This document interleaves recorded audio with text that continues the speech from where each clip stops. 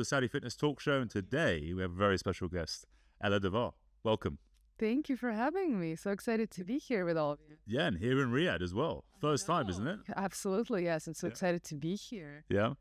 And what brings you here to Saudi? Zenos Health Summit. Okay. My friends Marwan and Mazen bringing the entire wellness, biohacking, and longevity industry to Riyadh. And I'm honored to be part of the crew, one of the speakers here, to bring what we've learned from the research and some of our practice in the United States to bring it here to the Saudi. Yeah, amazing. It's great. I mean, it's a real lineup, isn't it? I mean, lots of speakers. So, and this is, I think, it's something of a first time really here for Saudi, for Riyadh, especially because we're here in beautiful Diriyah, historical Diriyah, as they say, the original old capital of Riyadh. So, no, welcome, and welcome to Saudi. Welcome to the show. And maybe you could tell our audience a little bit about your background and, you know, how it all started, and we'll go from there. We'll get stuck into it from there. A lot of stories. You want to deal with like professional story or personal? Up to you. I mean, personal, but then we can go into personal. Yeah. So I grew up on an organic farm in Russia. But then when I was very young, you know, as a young woman and young teenager, I realized this is a lot of labor. It's a lot of work to grow your own food, take care of the animals. Yeah. And I looked around my parents and my grandparents and I said, you know, you could buy this stuff from a supermarket, right? We don't have to slave away entire summer trying to take care of all this. So I realized I was meant for a big life. So when I turned 18 years old, I moved to New York City. Small organic farm in Russia. So where in Russia? Like, because Russia's obviously 11 time zones. Southeast of Moscow. Saudi, okay. Volga River, like a small town that's industrial. Okay. But we have beautiful mountains and the river, so it's relatively, like close to nature. Yeah. And then next thing I know, I'm in New York City, walking up and down Park Avenue. Yeah. In these studying, yeah. Yes, I came there for school. As a young immigrant, where do you go to make a living in New York? Of course, I ended up on Wall Street. Yeah. And there, the lifestyle, the environment really caught up on me, like deadlines, not sleeping well, trying to excel or achieve. Like I was typical type A personality. Yeah, go, yeah. Running up and down the streets, trying to like calling sleep a waste of time, exercising at 5 a.m. every day, and just like really burning myself out.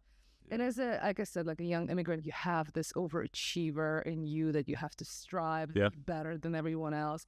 And I got there. I got everything. I got my degree on Wall Street. I was doing great things at wealth management at UBS until one day I looked around and I was like, okay, so I got here, right? I'm sitting here at this office with the glass walls, floor to ceiling. And I look around at my boss and I'm like, she doesn't see her children. Yep. She is not happy. Do I want to be like her? And I started to look around, and also in myself, I was not feeling well. My health was deteriorating. Yeah, these banks aren't known for their wellness, are they? Exactly. I had skin issues. I was bloated all the time. I gained a lot of weight, even though I try to exercise every day.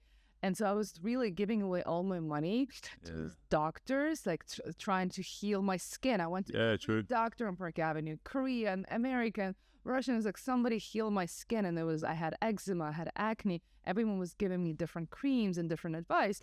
And then I went to all these holistic treatments and like all types. That's it. You're on these big salaries, but then it all goes out towards fixing yourself, you know? Yeah. You pay, to buy your health back. Yes. And so what happened, eventually, I learned that this is a diet. It's something that I put inside of me that might be the key. So guess what? I tried every diet. I went vegan. I was Ayurvedic. Keto, carnivore. Yes.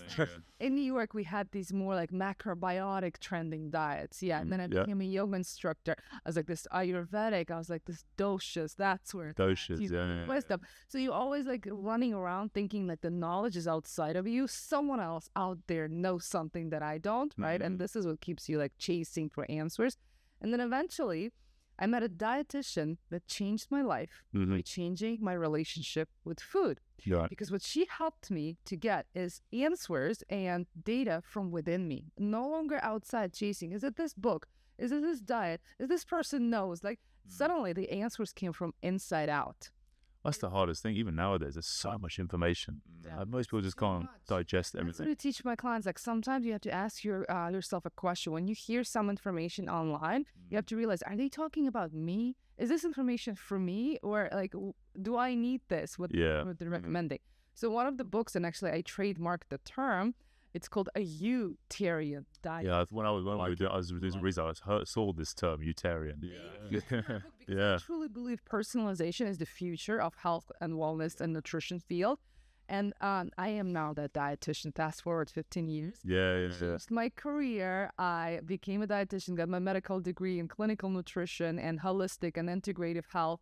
And I actually ended up in the same office where that woman changed my life. No, wow. Yes, because that happened to me in Miami when I visited from New York. Yeah. And then I moved to Miami, and I was telling someone the story about this dietitian. And then I'm like, I should just go there and introduce them myself to them. And then I went.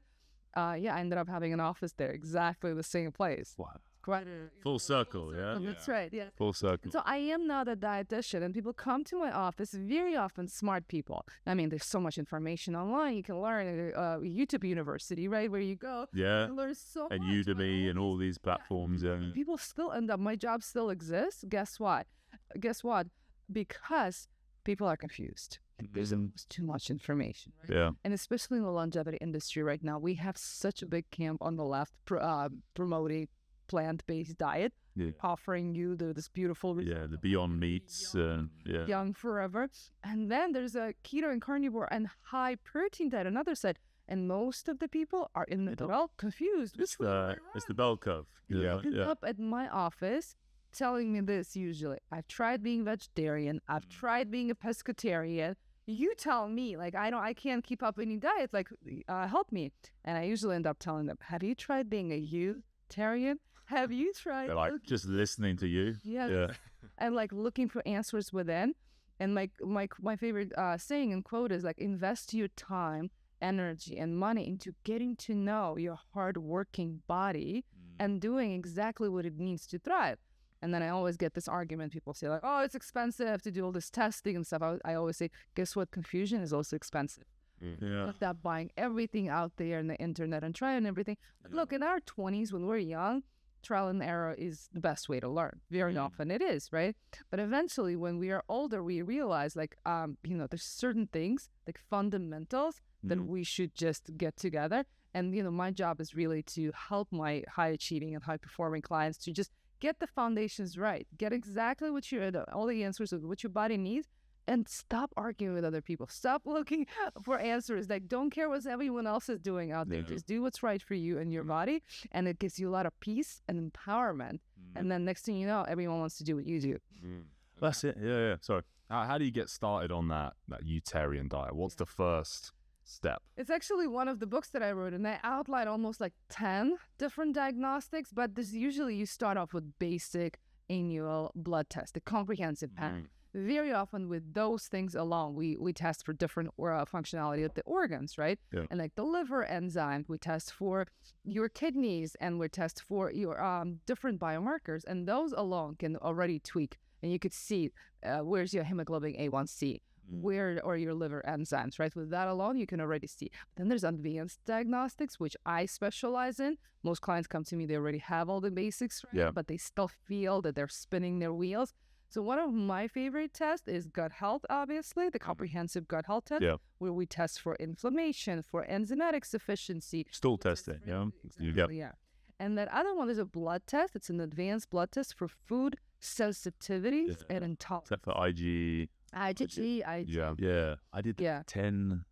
I did one like 10 years ago now. That was incredible. It changed my life. Yeah. This is exactly. I found out white potatoes, like in the red zone, like white potatoes, black pepper.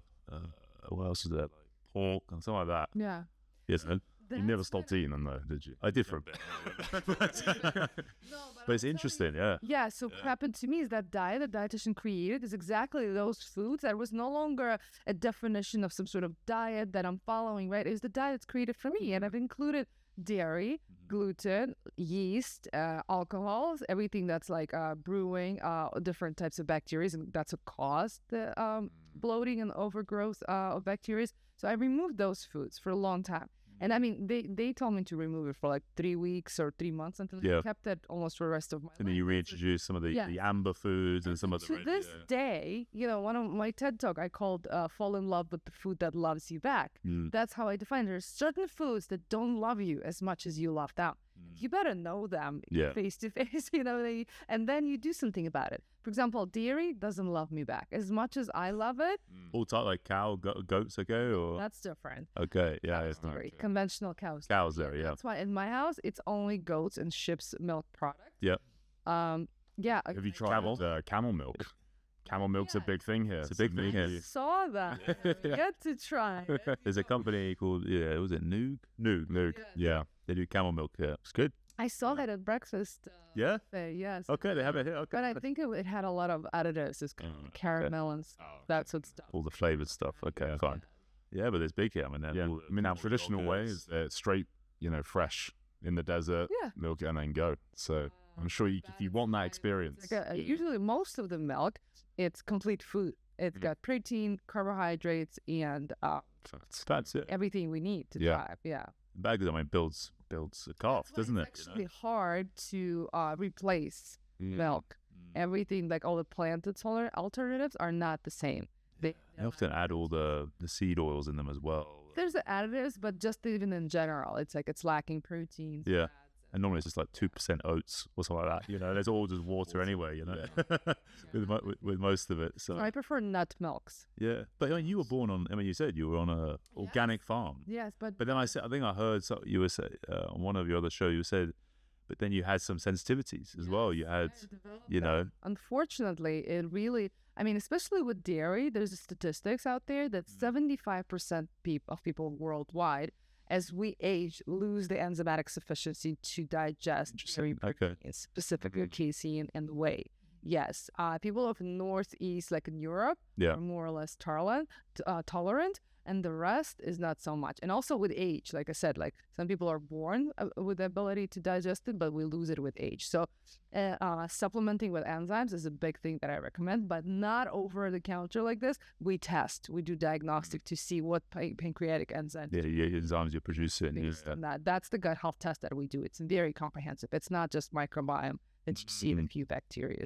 We test for enzymes. Because I think most people when they're dieting and they start this kind of wellness journey that they start looking at their calories, they start they get that and they start going transition to more whole foods and which is always a good start. But then this is like the next level because there's still foods where people might lose that initial weight doing those sort of things, but then their energy might not still be good, or they're still got, like you said, rashes. That's exactly what I feel. What I said, like the clients that come to me that they're doing everything right? They've tried. They think they're doing everything right. They still feel like, especially now that we feel like they have this nagging symptoms, like itchy ears, or like nasal congestion, or heartburn, or skin conditions, or low energy. Certain things that you realize, like, I shouldn't be having those, right? And most people, guess what? Most people live with those symptoms their whole life, and they call it life. That's fine to have a heartburn once in a while. It's not, actually.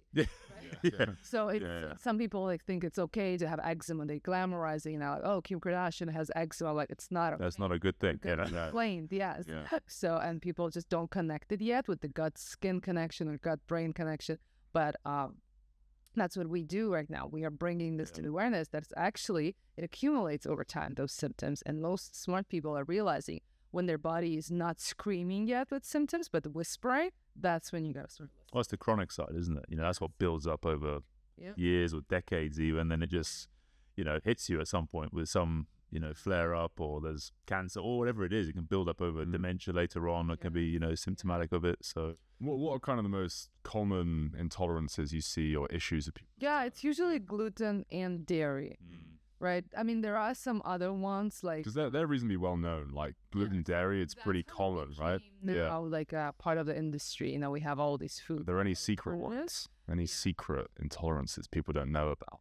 You'll be surprised. It's very personalized. Like, I've diagnosed people with intolerance to bananas, to celery, to cinnamon, right? It's very personal. And actually, one person came to my office and she was chronically overweight.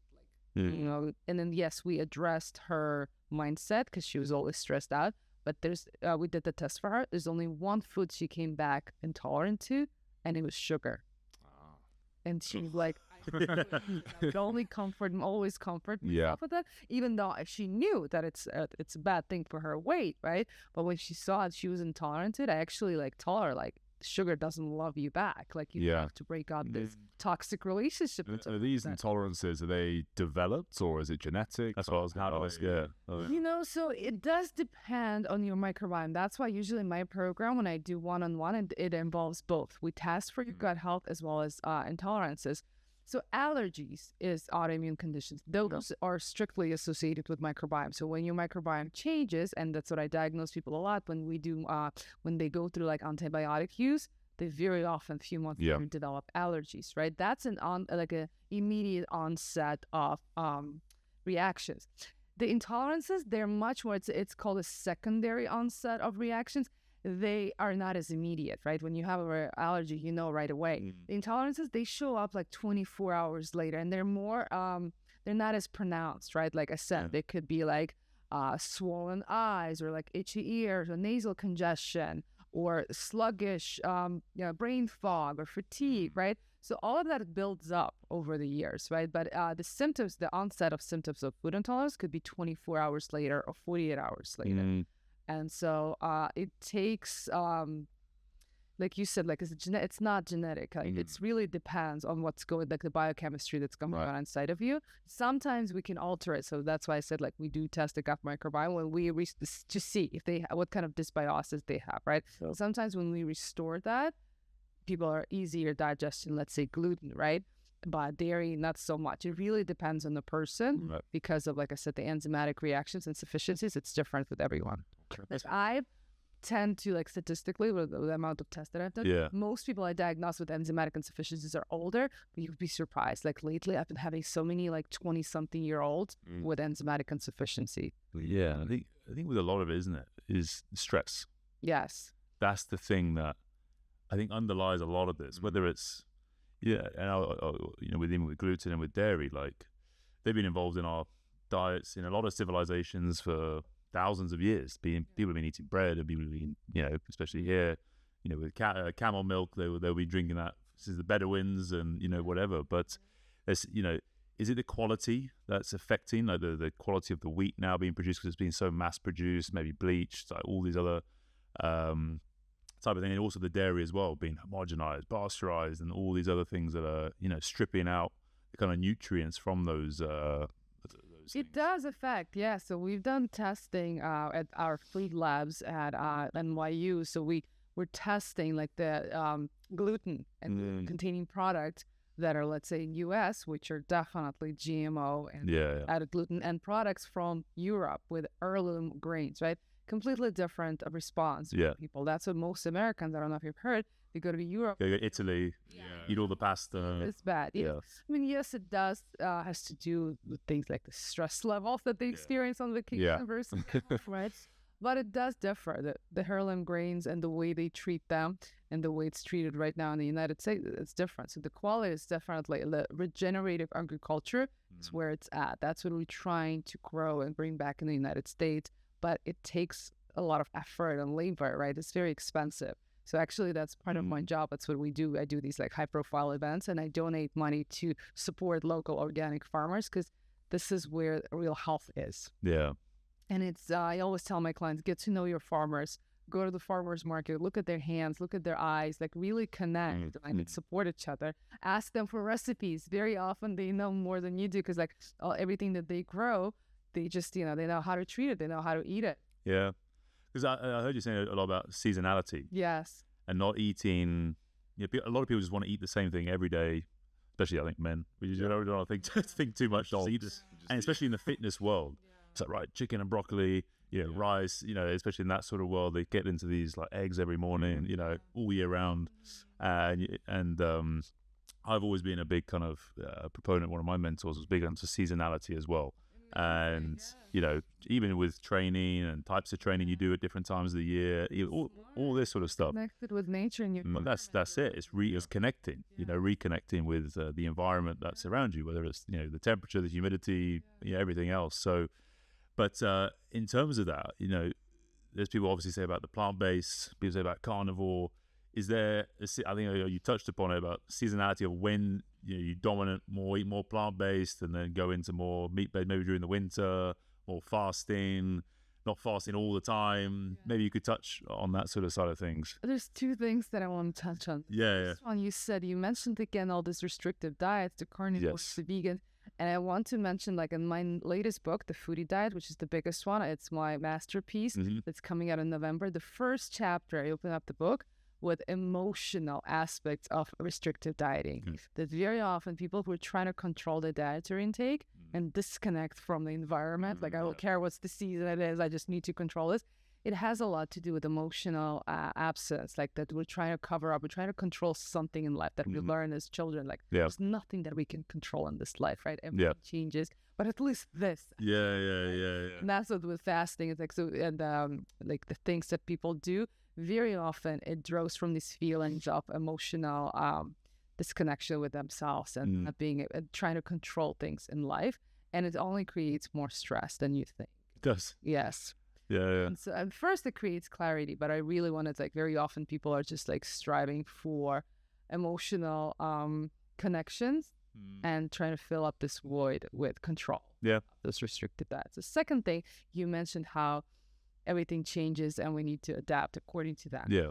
Right? And it really depends who I'm talking to. With women, the cycle is 1 month. It's not 12 months. Yeah. That alone. In my other book, it's called Feed Your Hormones. I actually outline like a meal plan for 4 weeks of each month. Okay, cool. So when right after their period, when our hormones are balanced, that's the week where you should do all the experiments you want, because you naturally have more energy without trying. You could do fasting, you could do vegan detoxing, do whatever, but don't do it in the luteal phase when all of your hormones, your estrogen is rising. That's when you need more proteins. Yeah. Because your hormones are made of fats and proteins, and to balance it out and to offset the sugar cravings, you want to go into healthy, more satiated, fibers. Yes.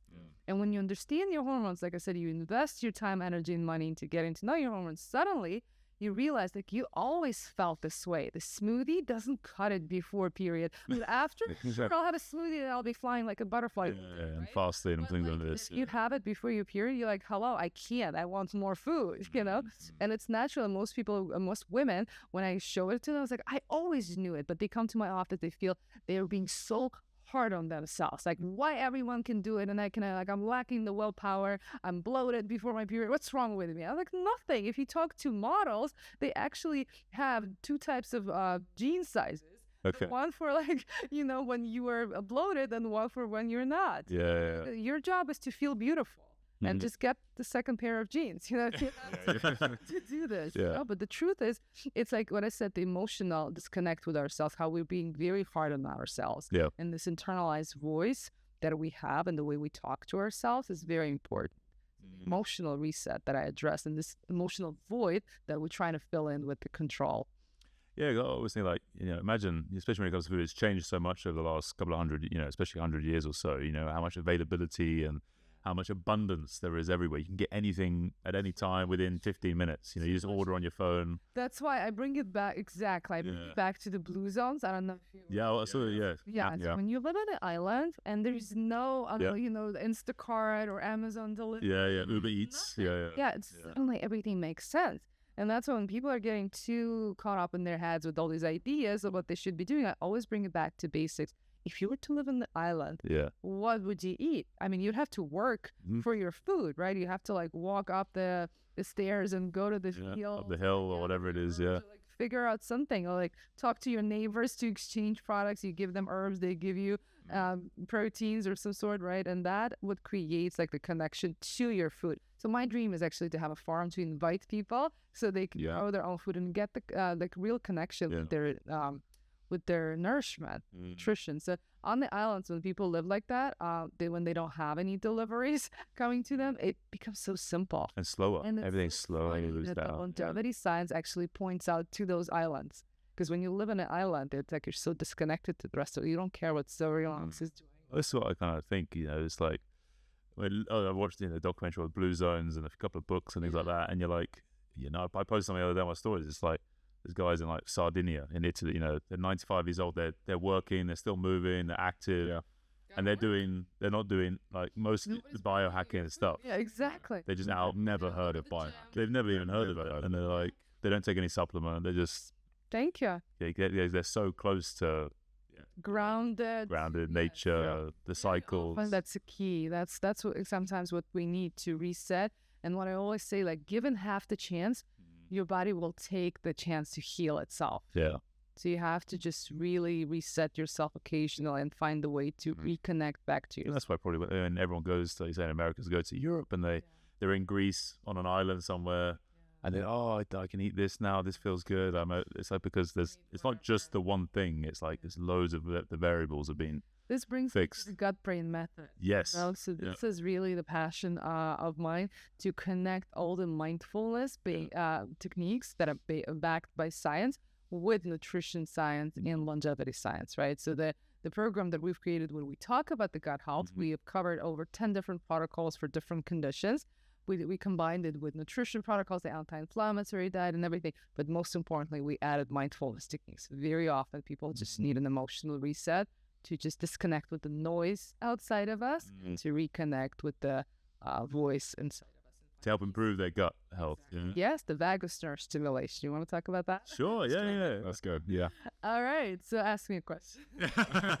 Well, firstly, what is the vagus nerve for our listeners? Yeah. A lot of people don't even know that, yeah. Excellent. Have you heard people say that your gut is your second brain? I have, but yeah. Actually, I've heard Some people say first brain. that's right. That's what here in the Arabia here. Because of your neurotransmitters are produced there for the brain, whether it's dopamine, acetylcholine. So our gut has 5 times more neurons than spinal cord, which is a lot. And it is connected to our brain through a vagus nerve, which is located right here. And the vagus nerve is stimulated by breath. So what happens to our breath when we are in the fight or flight mode? Short, shallow, Sympathetic nervous system, Title right? We're trying to survive. And that's when all of the blood flow goes away from digestive system into our extremities when we need to survive. That's when our body's not digesting, not prioritizing enzymatic sufficiency. And to stimulate your vagus nerve and to help your brain to switch into parasympathetic nervous system, we need to stimulate it. We need to stimulate the vagus nerve because it's like a switch. Yeah. And that switch, you can also work it as a muscle. You can make it stronger. And the way you do it through long exhales. Yeah. And I teach my clients, I was like, because people don't like to talk about religion in the United States, but I was like, do the prayer before the meal, or do the breath work before. Taking 3 deep breaths before your each meal is my favorite It resets. to optimize your digestion. Gets you ready. Yeah. And the key here, what neuroscience research showed, is those slow exhales. Try it. Take an inhale and slow exhale. Do one more. Okay? Yeah. Inhale and slowest exhale of your whole life. I stuffed my TED Talk to do this to people. Notice what you feel. Everything just softens, isn't it? Your heart rate starts to slow I'm ready to go to bed. right? That's because of heart rate variability. Yeah, we had a breathwork coach. Yeah. Podcast. Yeah, Coach we had a Brendan. guy. And yeah, he got us doing I was like, I need the one that excites you, and also the You so much. yeah. This is how you switch into what's called rest and digest mode. When you're not surviving, when you're thriving, this is when your body is like, oh, we could digest, we could do all these great things to heal itself. Right? Yep. So this hack that I use for people, I was like, sometimes, especially when I give them enzymes, right? My job is not to give them enzymes for the rest of their lives. Right? My job is You want their bodies to. very often I give them like herbal bitters, which helps to stimulate enzymes naturally. And this, no matter how busy you are, I have like housewife that have like 5 children. I was like, guess what? You could take 3 seconds for yourself, right? So this alone helps you to like reset and focus on your meal and help your body to digest. And that's what's called the vagus nerve. The more you do it, the faster and easier you'll be able to switch, because that's what's called toning the vagal stone, right? Vagus nerve. So with that, this is what's called a bi-directional communication between your brain and your gut. So, and as you mentioned, your gut produces all of those amino acids, breaks them down into neurotransmitters, tryptophan, and there's one of them. Serotonin. It's going to be able to convert it into serotonin, and serotonin is a feel-good hormone. Yeah. That's what we call, right?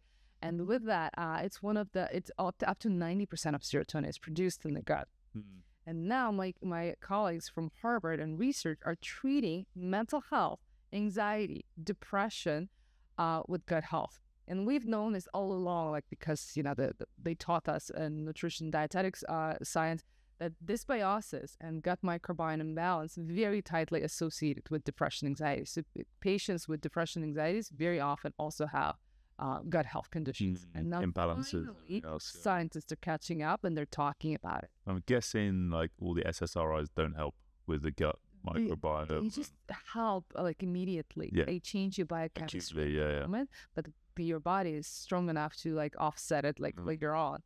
So like in the long term, that's what I'm so glad to see these new trends. Like even Andrew Huberman, the world's leading neuroscientist, recently said that gut health was not taken seriously by scientists as of like a few years ago. They're like, take this conversation to like your health store. The woo-woo guru sort of thing, yeah. And thank God, suddenly now they've all caught up with like, oh yes, it is, like your second brain because it has as many, neurons as your spinal cord.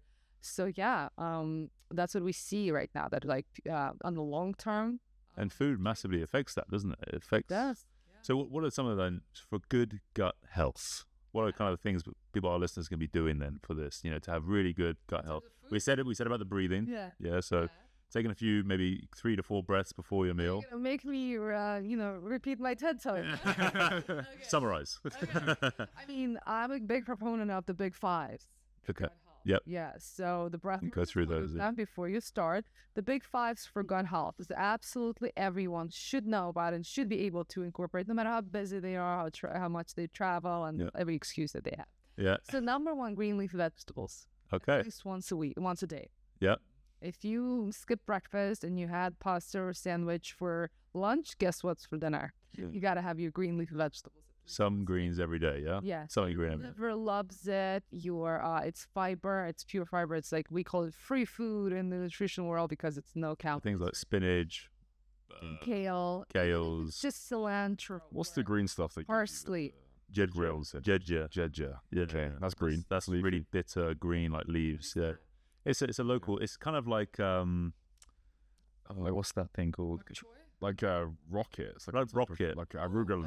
Yeah. Similar to that. Yeah. Bitter greens are the best. Very bitter, yeah. Enzymatic sufficiency, like endive, scallions, parsley, arugula. They always give that. Yeah, before meals here, if you go to like a local grill place, they give you just a plate of greens. They always do it for breakfast, for lunch. Yeah. And they give you lemon and a raw onion as well. Yeah. Love it. Yeah, all types of onions and like cruciferous vegetables. They're enzymatic stimulation and everything else, yeah.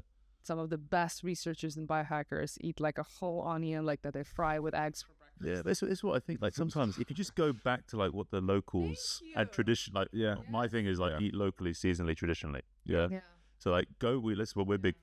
We go to eat at traditional restaurants here in Saudi. And what are they eating? And like they said, they have, they give you like their salad to start with, and it's lemon, raw onions, and the greens, bitter greens. I love it. And then they give you the liver, like kebda, and the shakshuka, like the eggs. Liver? Yeah, they have it's massive here. Camel liver, they give you everything. Yes, it's massive. Yeah, it's bigger. And that's traditional for breakfast. Nature's multivitamin. Problem is, they're bringing in all the croissants, the muffins, and it's like, no, go back to what you were doing. Yeah. What you were doing was good. What you were doing was fine. So okay, number 2 are antioxidants. Okay. So I love to recommend wild berries. Anything that's like a darker color that's created by nature, the deeper the color, the more antioxidant it has. What's your view like? Is that still seasonally, like when or just year round with berries and stuff like that? Yeah, frozen. Yeah. Because you'll never guess what's my favorite berry. I might do, but I'm not gonna say. I think I heard it. Yeah. Okay, so it's don't have a guess. Don't have a guess. You almost said it, but it's cranberry.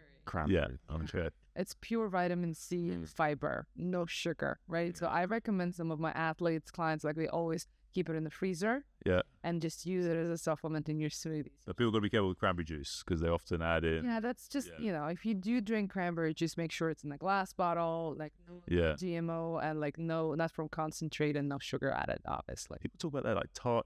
Oh, that's tart cherry. Yeah, tart cherry. That's my second favorite. Is it? Yeah. Helps to balance out the uric acid in you. Like that's what I learned working in a hospital. I used to drink like cranberry juice after post-workout. People with gout, Yeah. gout. It's like Rich in vitamin C. Yeah. Diet. You would eat too much fats and too much proteins. You It's your diet, if you ask me. Yeah. in your joints, and this is what we used to give in hospitals to people. It's like a cherry tablets, cherry extracts, and it made it my mission to give like glamorize the tart cherry juice. Okay. It's like, don't wait until you get gout. Start doing it now. Helps your body to get rid of the uric acid buildup. Okay. So antioxidants. Yes. So lots of that's just colorful things. Really deeply colorful. Like all types of colors. I always tell my clients how to recognize in a high antioxidant food. If it has the potential to stain your clothes, that's the one you should. Okay. Yes. Pomegranates are big ones. I had some of those as They well. love pomegranate. Yeah. It's a big Now one. it's Huge. now it's in season. Season one. That's the best one. After cranberries, it's my second favorite. Yeah. You always know here when things are in season because it's the farmers come on the back of their trucks. Yeah. They're just selling On on the the side of roads. the road. On the side of the road, they're selling whatever's in season. It's cheap, right? Yes, Yeah. And now is everyone's got pomegranates now. That's it. I'm moving here. Yeah. Yes, they're selling it. Yeah. A few months ago, it was watermelons. Yeah. Everywhere. July, when Good it's so hot watermelon. here, the watermelons will grow like crazy. Natural to hydrate you. Yeah. Yes. The earth, for me, the earth gives back what you need to You know, to there's live. some You know. research, and I was quoted on it actually. So the right way to eat the watermelon is actually with like the white rinds. Ugh.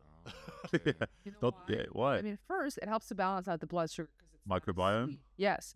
It's more, it's higher in fiber. Yeah. The rest is just berry. Yeah. Yeah. And it's helps, like I said, to balance out the blood sugar, and it's fiber, and it has a lot of all of those, antioxidants. Yeah. Prebiotic, but it help. Yeah. Yeah. High fiber. I mean, you don't eat the green stuff, but the white part, Okay. Yeah. some of it. Oh, we missed it. We just stopped. Do you guys ever, I guess.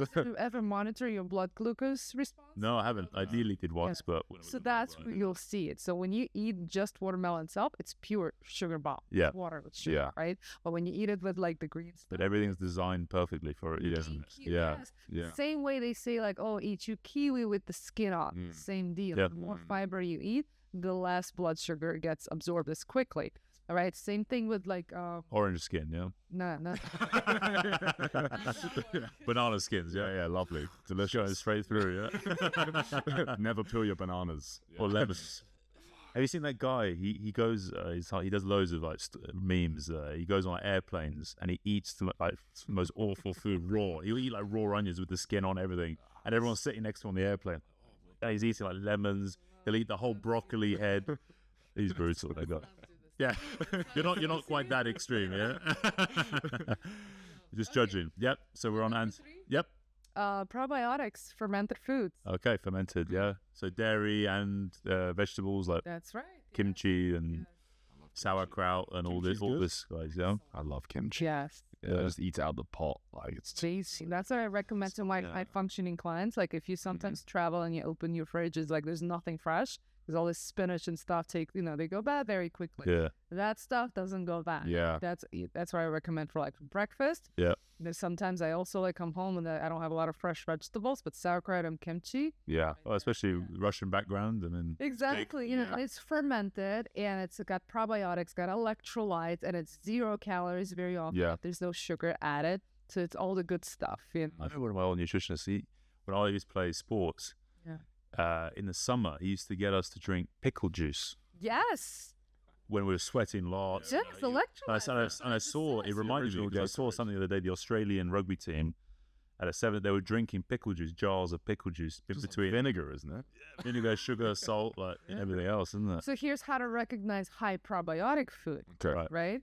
So vinegar speeds up the fermentation process. So if the pickles or sauerkraut or kimchi has vinegar, it doesn't have probiotics, unfortunately, because they just like added it and it created flavor, but not so what probiotics are created with time. So what it requires is just salt, water, vegetable, and time. With time, and that types of food you don't find it on the shelf. It's usually refrigerated. That's how to recognize high probiotic food. It's usually refrigerated and it doesn't have vinegar. So kefir, yeah. Kefir's another one. Mm-hmm. I'm trying to think. Yeah. Okay. Probiotics. Yogurts and sauerkraut. Yeah. Like in the States, we have 2 types. The ones on the shelf stable that has vinegar. Yeah. And the ones So go for the fridge ones, yeah? Yes. Okay. I mean, they're both great, but if you want the probiotics, you want the more benefits, and number 3 is like actually probiotics. Better than supplements, yeah? Because I've always heard about probiotic supplements, never really, because stomach acid just kills most of them. I love probiotic supplements as a quick fix for those who are just like, guess what? I get tons of arguments against people don't like the flavors and stuff. That's my job to solve that problem. That's when I recommend probiotics. Or when people are going through things like after their antibiotic use, that's when it's almost like you need a little extra, right? For the like on the daily basis to support your health condition, that's enough. But for if you're trying to like reverse some of the conditions like dysbiosis or the things that you've done to yourself, like some damages, that's when we need probiotics. Like I love recommending probiotics, but you don't see me very often online doing that because it's very personalized. Yeah. What do you think about the dairy here, like Laban? That's good. Yeah, Labna. Yeah, that's good, right? Yeah. It's like almost like Greek yogurt, soft creams. Yeah. Cream. Yeah, it's good. Yeah. So good. Yeah. Okay, what's after that? Number 4 are omega-3. So easy and easily, like you could supplement with that, but it's so easy to get from food. Okay. So especially how? With which ones? From all types of small fatty fishes. Okay. Mackerel, anchovies. Like the big ones, not tuna, things like this. Unfortunately, not tuna. The bigger the fish, the more mercury it accumulates, the less fatty it is. I mean, tuna is great, but like we want to be careful with like how big it is and like the mercury. I love mackerel. Herring stinks. Easy to ship it from Portugal, from Spain, and have it as a snack, and it's pure protein and pure healthy fats. There's so much evidence right now how it supports the brain health and helps prevent heart disease. Grilling sardines on the beach, Yeah. Well, I was thinking mine is usually from a tin. Yeah. So easy to just like a box of tinned, raspberries, then it's olive oil, and there you have like your salad. Yeah, and things I guess like caviar as well, things like that, or we say like salmon and eggs, is it, and things like that. Yeah, where'd you hear that? I just caviar used to be a thing. I mean, my mentor Poliquin always talked about it. Yeah. When actually that was his go-to after a flight, because a lot of airports have these caviar bars, like that. He'd go after he gets off the plane, he'd go have caviar, like macadamia nuts, and then like a steak, just like that. So caviar is actually one of my favorite. It's like a supplement. Yeah. Because it's pure fat in the phospholipid form. It's one of the easiest way to get your omega-3, and I recommend it. The red one, the one that's like high in antioxidants. So it has a very special antioxidant called astaxanthin. Astaxanthin, It helps with... That's in like krill oil, isn't it, and stuff like that. No, it's red caviar. Yeah, okay. It's actually, remember how I said the color? Yeah, the red. The brighter the color, the stains your clothes. Yeah. All the seafood has this in common, the brighter red color. And have you ever seen the wild-caught salmon versus farm-raised? What's the difference? Totally different color. Yeah. The color, and the more that has more antioxidants. But the wild one is almost orange and red, and the salmon eggs has the most amount of it because it's bright orange. It's pure fats. It's a superfood. Would that be the same with like meat as well? Like, so some meat looks like really red and the fat is yellow. It depends on hemoglobin. Right. Okay. Yes. Yeah. Well, it's not going to be acid, Obviously, with color, people talk about color of, No, the fish, it's different because of the antioxidants. Yeah. It's different than the hemoglobin. Okay, cool. Yeah. All right, number 5? Yep, I think so. Yeah, we've done omega-3. Herbs and spices. Mm-hmm.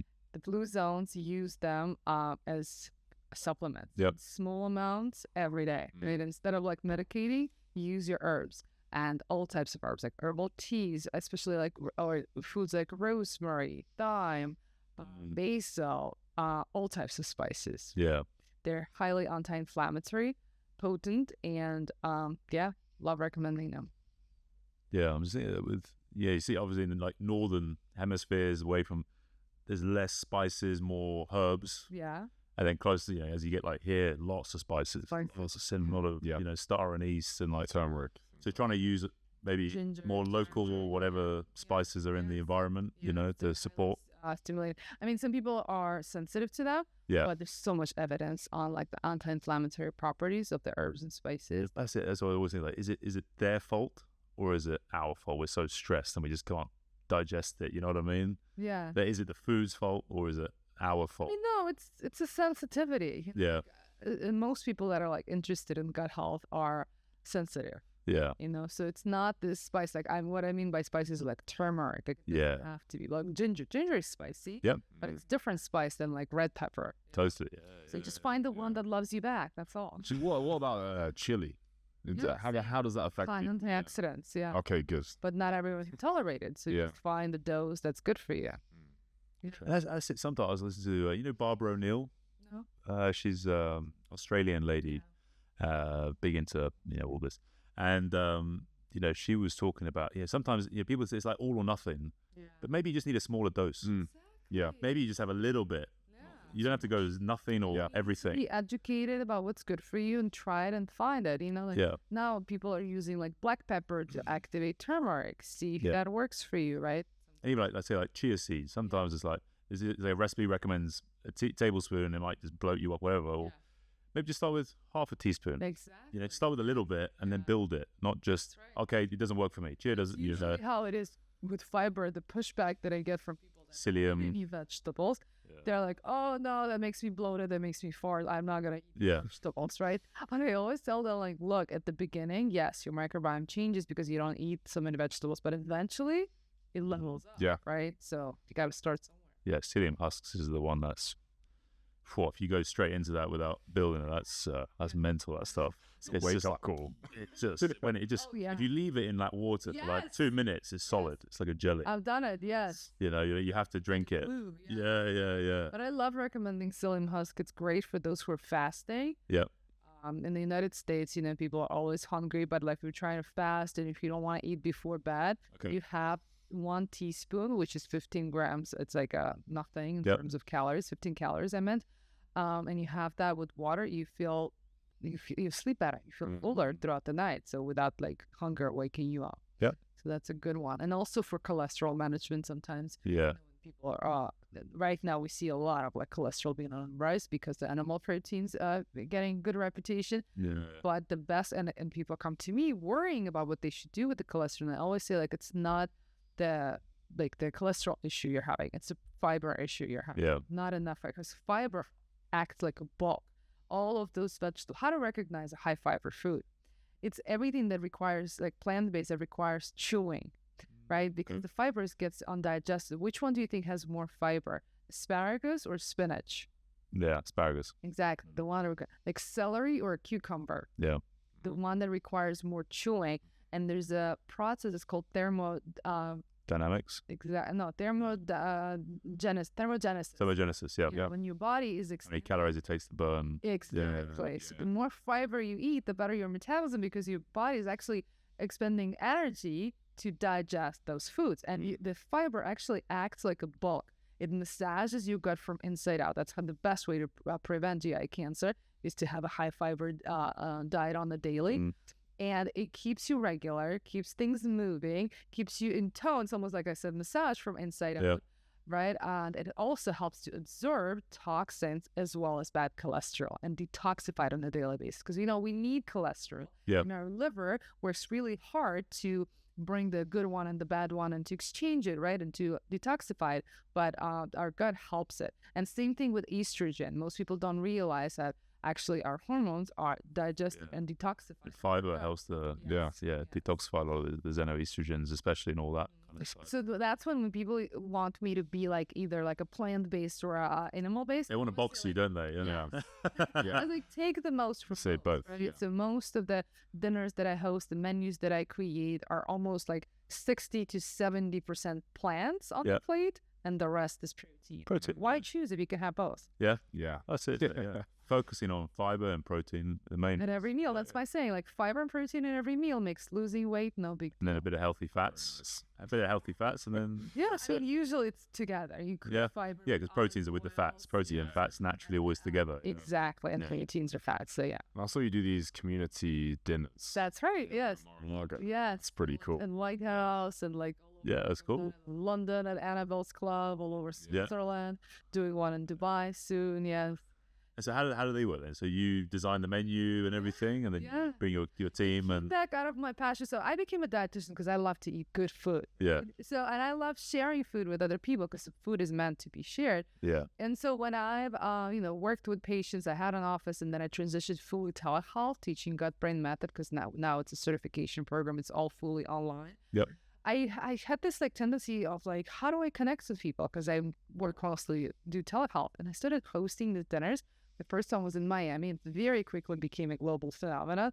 And I just love doing that. And what I do is I unite people from different industries, from real estate, investments, finance, around this dinner table. that's what food does, isn't it?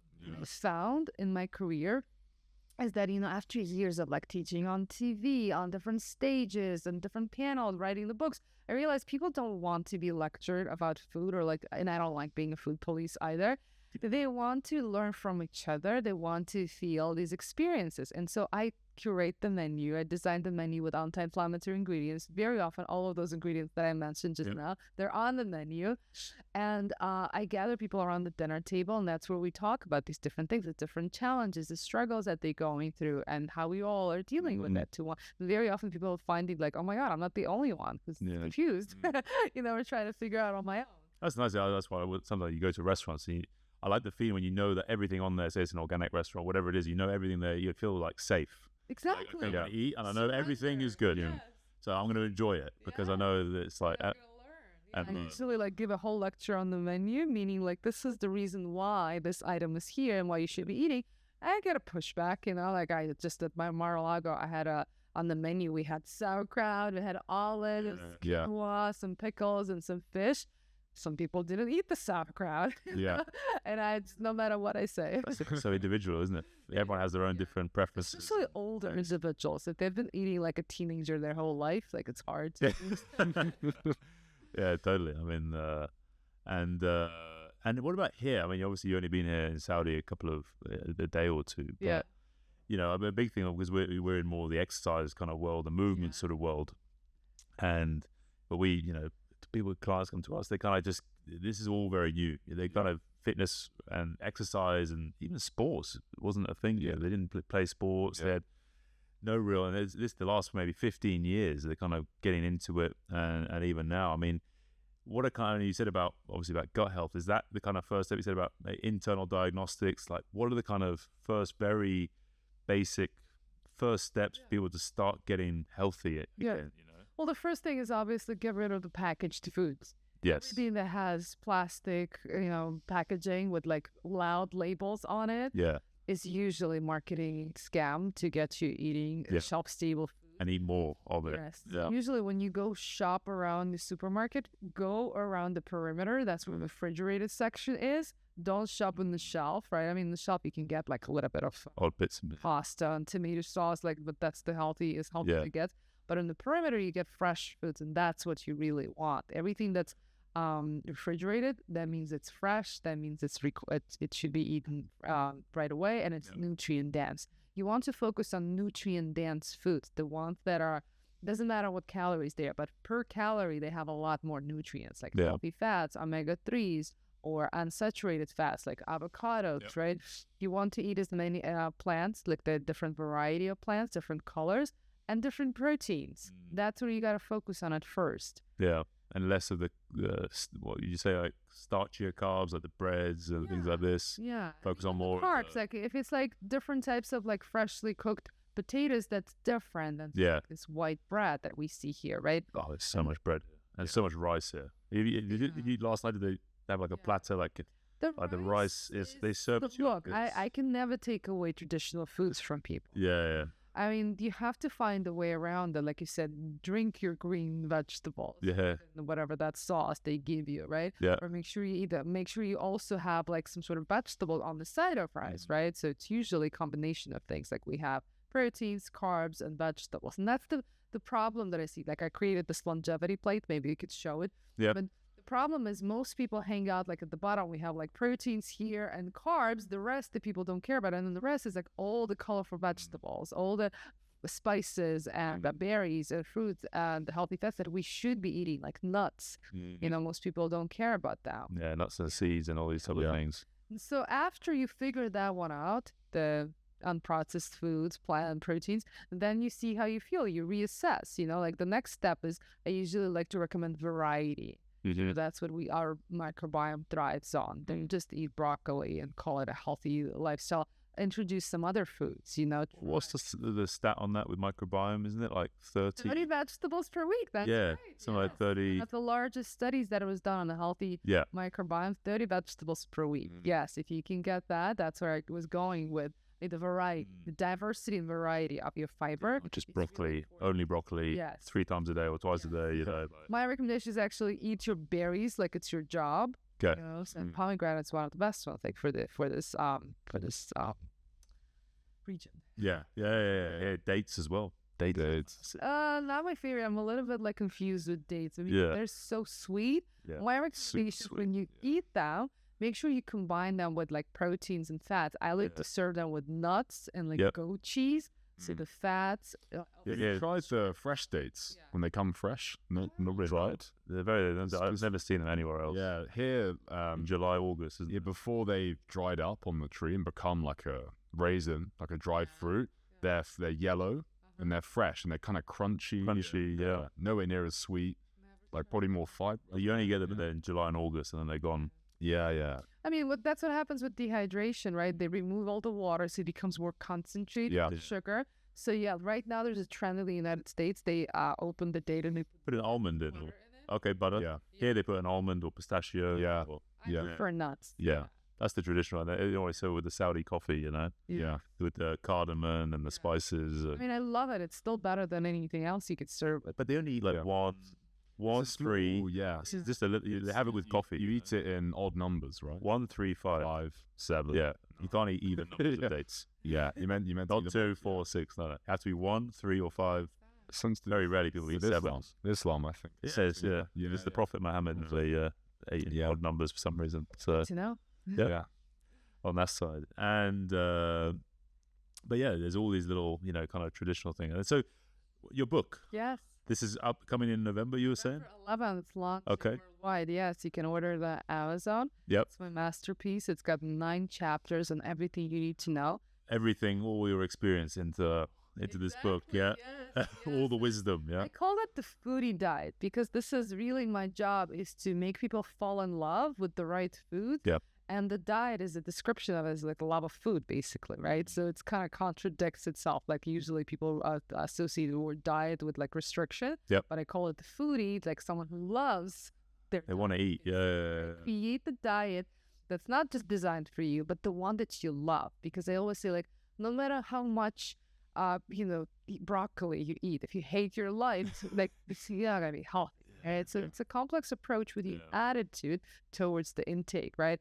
And I hear so many people like dieting and like hating their cauliflower, but they're forcing themselves to eat. I'm like, don't eat it. Yes. Figure out, like, make yourself a cauliflower puree. Have you had that with like? Yeah. And I like cauliflower rice. Cauliflower rice and things like that. The cauliflower puree is beautiful. Yeah. Yeah. Like. Well, that's it. You got to eat, and you watch them. That's those blue zones, like longevity. They do what they like to do. Thank you. They don't do stuff they don't want to do. Yeah. Oh, listen, even like there's a guy in America, he's like 104 or 100, he was like 100 ridiculous, whatever he was. He's like, yeah, I eat ice cream every night. And I love this back is like the seasonality, right? Yeah. Like people argue with all this, like, oh, it's this food that's bad for you.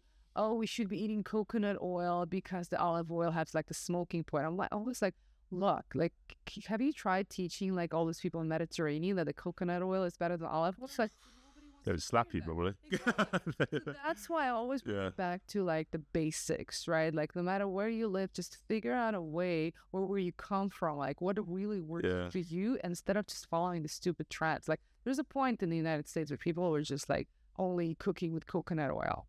A lot of people don't want to think. I don't know if you've heard this about olive oil, but I think somewhere in Italy, someone was talking about it. They said the purpose of food is to get olive oil into the body. Like that's just food is just the best suit. You just get as much olive oil in. Just lubricate all your joints. Get feeling good. Yeah. But I mean, that's it. I mean, they've had olive oil there for forever. Generation. This is they've always had that. Eat my longevity gift bags from like attendees and olive oil. Yeah, it has to be. Yeah. Oh, that's great, isn't it? I mean, in Spain, but even in Spain, I spend a lot of time in Spain in the summers, and they'll have different olive oil for salads and different olive oil for cooking, and they have, well, I don't know what the difference really is, but they say, oh no, you can't use that for cooking. This is the way, whatever. Let's make a note for people who are watching. We're talking about fat so freely. Yes. Some people that are still afraid of calories and fats. Like, oh, wow. I love calories. Exactly. Some people We're big just fans. like, oh my God, how many calories is there? I can't have more than 1 tablespoon.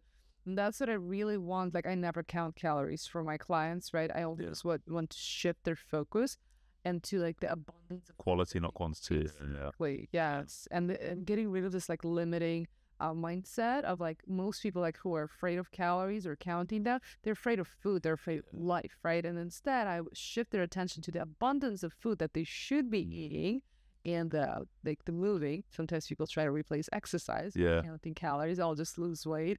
Not eating, especially now with the GLP-1 abundance. Yep. Most people don't feel hungry.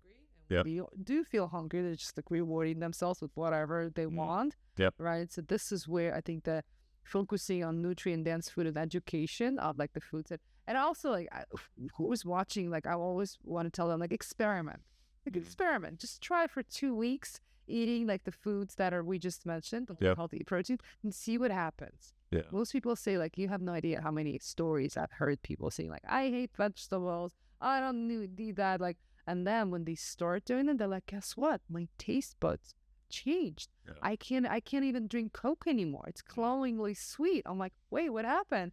They say like, oh, I started eating differently. My taste buds changed. My preferences changed. You're not craving and sugar. Cauliflower is not that bad as I thought it would be. So trick your mind. I always tell like if you're thinking something is too hard, it's like, are these smart people are talking about it's not for me? Try it. Challenge yourself. Just trick your mind into saying like, I'll just do it for 2 weeks and then I'll just go back to doing what I used to do. You'll be surprised how much different you'll change it, how you would not want to go back to doing it. But a lot of people have an opinion without actually trying it. Yeah. Because they've heard it, they've read it, So well, have you actually tried it, doing it or trying to include all these, 30 different vegetables or eating a certain way. So and then you that's like you said, going back to the Utarian, that's how you really know what works with your body and what doesn't work, and starting with that. But Ella, look, thank you so much. I really love, it's very refreshing to hear, someone in the space, someone so popular, someone so, big, talking about this way of eating. Yeah. You know what I mean? It's very healthy, I think, but obviously physically, but also mentally, and for the soul as well. That it's, it's about, not counting calories and all this kind of stuff. Because in the fitness world, there's a lot of noise about that side. Yeah. Cutting calories, 500 calorie deficit, blah, blah, blah, whatever.